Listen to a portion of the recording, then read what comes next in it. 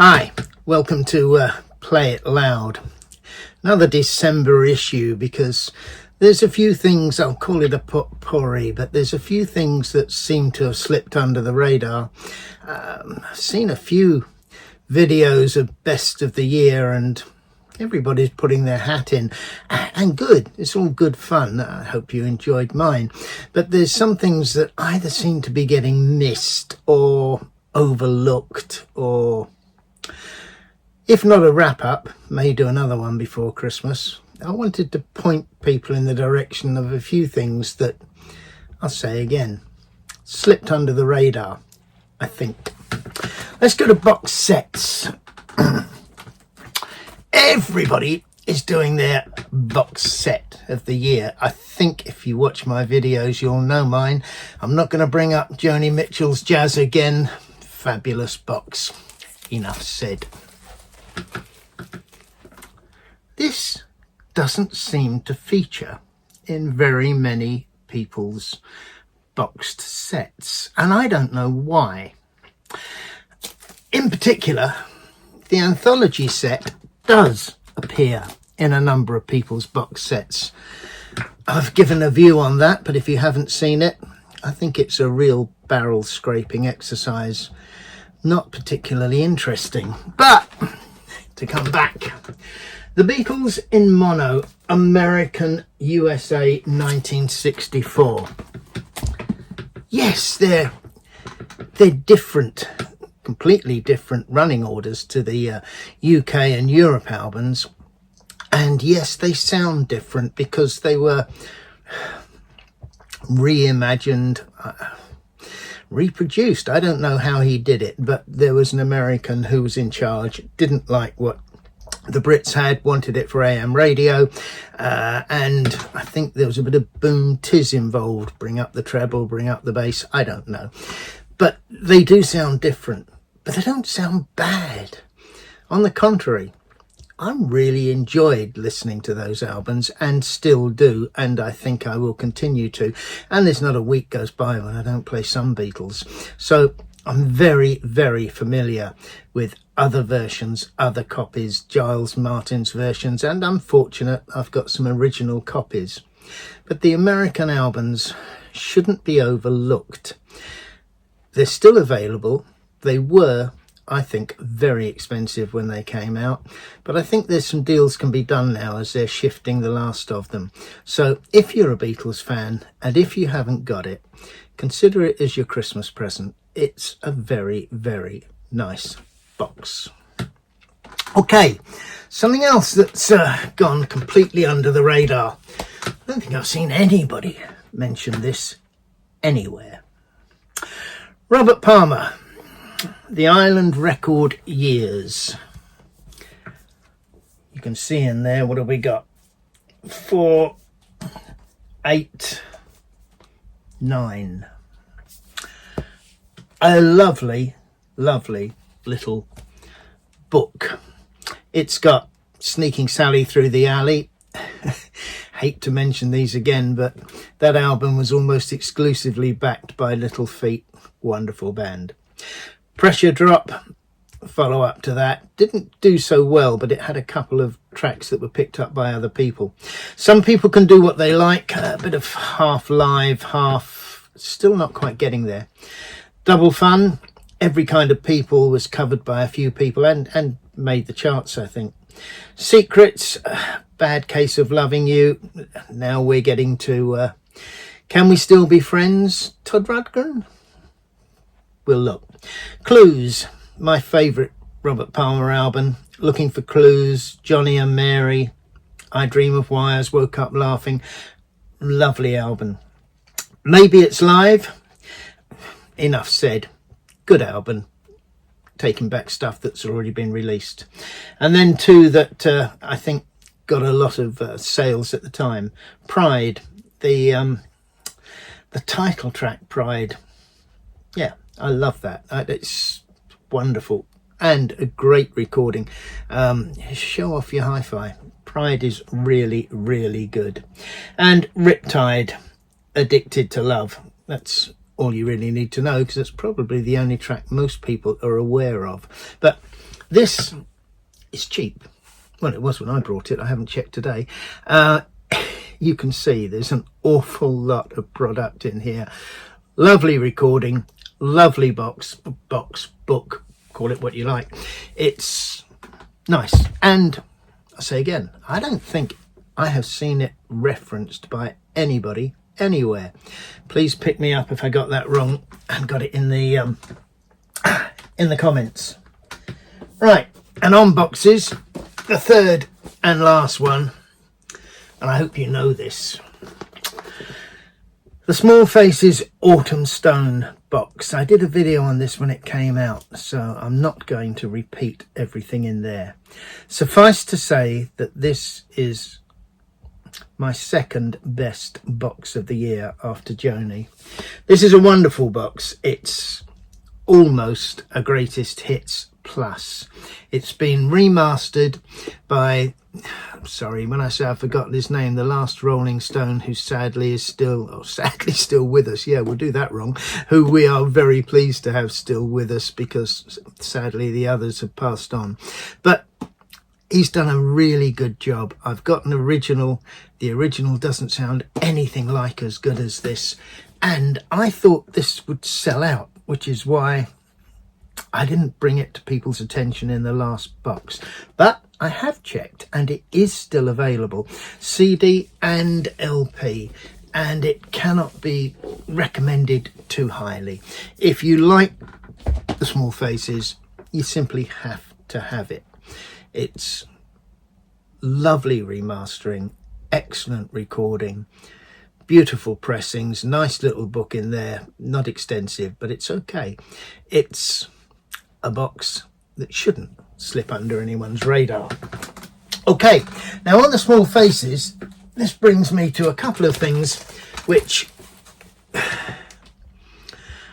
I'm just going to wing this because I'm really surprised. The Small Faces and the Faces got a lot of publicity during the year, partly because of that box and partly because of boxes that the Faces are releasing. The Faces at the BBC, I think 5, maybe 8 CDs. I've got to be honest, I haven't got it. Albums that have been re-released by the Faces, a talk of a reunion tour, albeit with Stuart and Ronnie. I don't know. But where did that fit in? I don't recall this appearing in any of the boxes, even the box that would allegedly had all the Faces albums in it. This is Rod Stewart Faces Live, Coast to Coast, Overtures and Beginners. It is what it says. It's a live album recorded in America, and it's a very good representation of how the Faces sound. I'll run through the track listings quickly. It's All Over Now, completely different to the Rolling Stones version, incidentally. Cut Across Shorty, I think from their first or second album. Too Bad, and I say Every Picture Tells a Story. It's basically just the chorus. A wonderful, wonderful version of Angel. Really good.